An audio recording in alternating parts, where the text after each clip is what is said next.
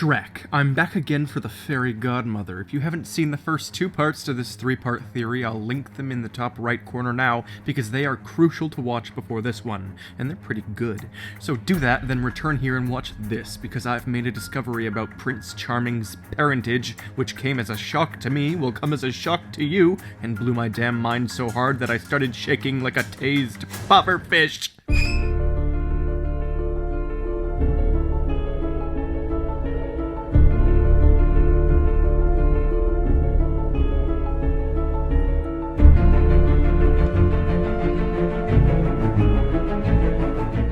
Hello, I'm the Theorizer, and my analysis of Godmother Dama Fortuna has come to a third part, and it's a bit of a mind-blower.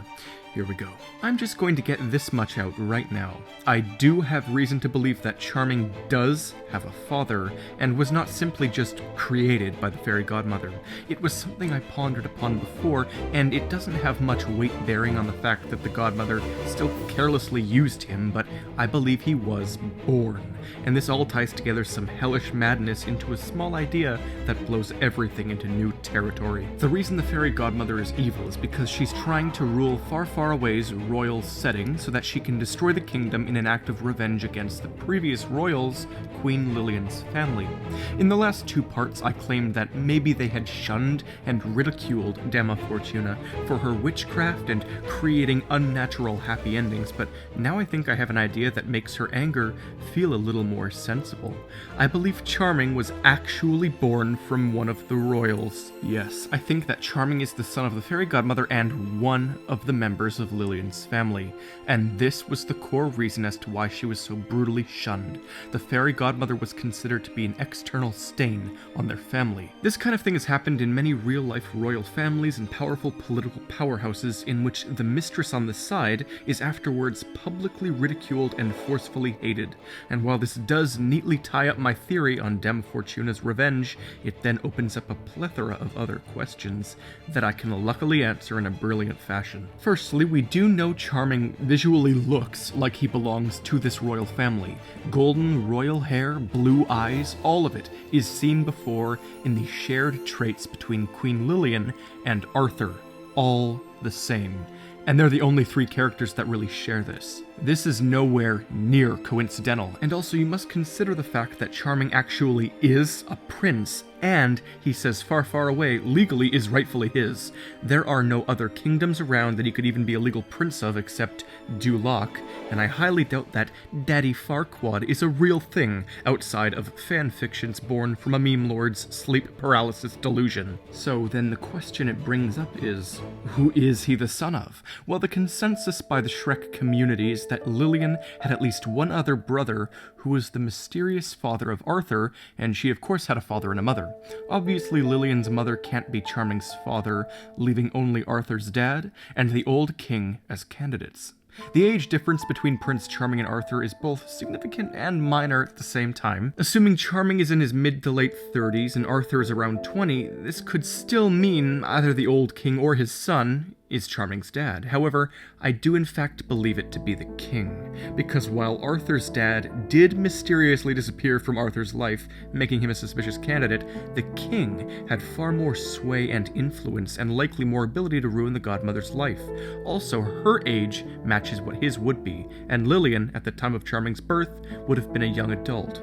Young, beautiful witch and an older, regal man. Kind of an interestingly cliched royal scandal. I believe their relationship was meant to be a secret of sorts, but the Godmother likely did it to have a tie to the family regardless. So whoa, I need to slow down here. Here, I'll take what I think happened bit by bit. Dama Fortuna, a young and beautiful good witch, began a secret relationship with Lillian's father, King Unnamed.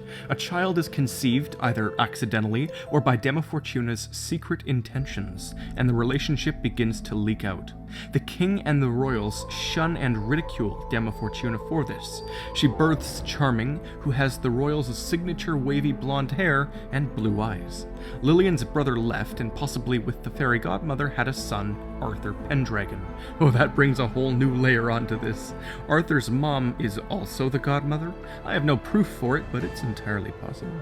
The likely reason Arthur's father left after dropping him at the school is because he needed to save his kingdom, but he was promptly stopped and destroyed by the Fairy Godmother, who'd already disposed of the king and queen, and had already begun her plans to spark a relationship between Harold the Frog and Princess Lillian Pendragon. It is so neatly tying all of this together, it's nothing short of brilliantly perfect. And I mean, it's odd to include a random subplot about Arthur's dad in Shrek 3. They had it for the bonding effect between Shrek and Arthur, but they never really dwell on it. I sometimes wonder if Charming is Arthur's father, but that obviously makes absolutely no sense at all.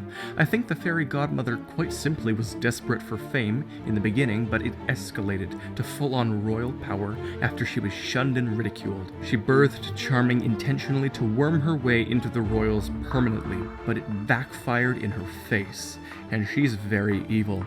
I think she was the one who removed the Headless Horseman's head so he couldn't play the flute like his lifelong dream was stated as. I think she was hoping that Harold the Frog would die immediately after she did because of his overused frog age. And for those wondering why she couldn't avoid her death, it was because she had no idea how it would happen. She may be able to read the future, but only in tarot cards. And that's not simply enough. So now what do you think of her? Rude, fame-starved serpent turned supervillainous dictator? Check. She's nuts. Her ties to the royal family were scandalous and sexual. She wormed her way around everyone, likely killed all of Lillian's family discreetly, and Charming is at the core of everything. But his lack of any true knowledge is why, when he was on his own, he flailed around unorganized like a stupid head. Shrek 3, everybody. I hope this was a relatively satisfying semi-conclusion to my trilogy on the Fairy Godmother. Until next time, I'm the Theorizer.